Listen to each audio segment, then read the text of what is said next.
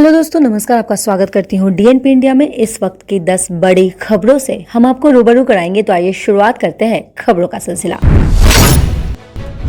प्रधानमंत्री नरेंद्र मोदी ने भारतीय उद्योग परिसंघ यानी CII की वार्षिक बैठक में कहा है कि आत्मनिर्भर भारत अभियान की सफलता का बहुत बड़ा दायित्व भारतीय उद्योग पर है।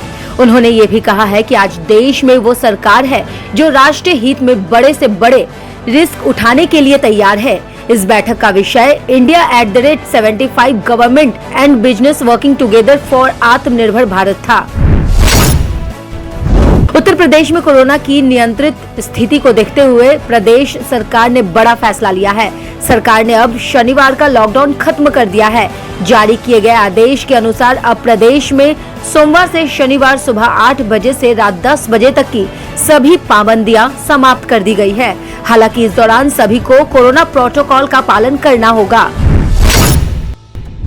तबादलों में अनियमितताओं की शिकायत पर निदेशक आंतरिक लेख और लेखा परीक्षा निदेशक के पद से हटाई गई वित्त और लेखा सेवक की निदेशक स्तर की अधिकारी संतोष अग्रवाल को मुख्यमंत्री योगी आदित्यनाथ ने निलंबित करने का निर्देश दिया है। उन्होंने शासन के स्थानांतरण नीति को दरकिनार कर उनके द्वारा मनमानी तरीके से किए गए तबादलों की विस्तृत जांच करने का भी निर्देश दिया है।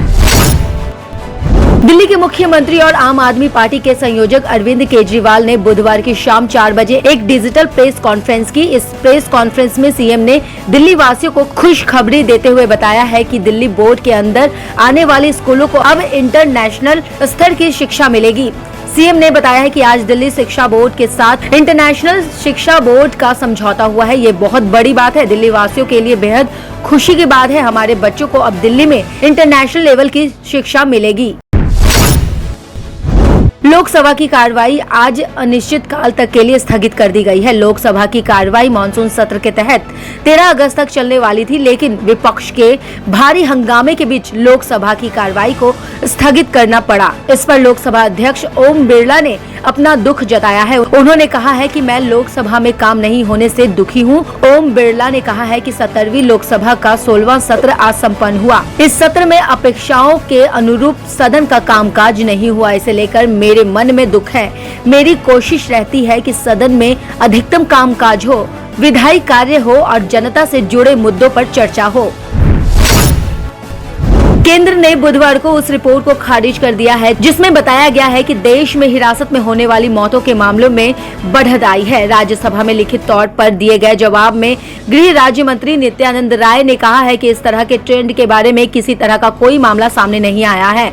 उन्होंने जेल के आंकड़ों से जुड़े 2019 के रिपोर्ट का हवाला दिया है जो नेशनल क्राइम रिकॉर्ड ब्यूरो यानी NCRB द्वारा प्रकाशित की गई और कहा कि रिपोर्ट में ये बताया गया है कि जेल में 1775 मौतें 2019 में हुई। हिमाचल प्रदेश के जिला कन्नौर में निगलूसरी में राष्ट्रीय राजमार्ग 5 पर एक पहाड़ी दरक गई। बताया जा रहा है कि पहाड़ी से दरके मलबे की चपेट में सवारियों से भरी एक बस भी आ गई। वहीं बस हरिद्वार जा रही थी। इस बस में 35 के करीब यात्री सवार थे। जिला प्रशासन के साथ अन्य अधिकारी मौके के लिए रवाना हो गए। NDRF के साथ CRPF और ITBP की टीमें मौके पर पहुंच गई और राहत कार्य शुरू कर दिया। सीएम जयराम ठाकुर हादसे का जायजा लेने झांकड़ी पहुँचे। वहाँ से सड़क के माध्यम से निगुलसरी पहुँचे। कोविड-19 महामारी की रोकथाम, इलाज और वैक्सीनेशन के लिए सरकार लगातार प्रयासरत रही है। हर स्तर पर राहत के उपाय हो रहे हैं। इसमें केंद्रीय कर्मचारियों के कोविड-19 से इलाज की व्यवस्था के प्रावधान भी शामिल है। सरकार ने इसे 8वीं दफा रियायत दी है। सोना और चांदी के दाम में बुधवार को तेजी का रुख रहा। SDFC सिक्योरिटीज के मुताबिक बुधवार को राष्ट्रीय राजधानी दिल्ली में सोने के भाव में 159 रुपए प्रति 10 ग्राम की वृद्धि देखने को मिली। इससे शहर में सोने का रेट 45,130 रुपए प्रति 10 ग्राम पर रह गया। इससे पिछले सत्र में यानी मंगलवार को सोने का रेट 44,971 रुपए प्रति 10 ग्राम पर रहा था। इसी तरह चांदी की कीमत 99 रुपए प्रति किलोग्राम की बढ़त देखने को मिली। इससे शहर में चांदी की कीमत 61,250 रुपए प्रति किलोग्राम तक पहुंच गई। इससे पहले सत्र में चांदी की कीमत 61,151 रुपए प्रति किलोग्राम पर रही थी।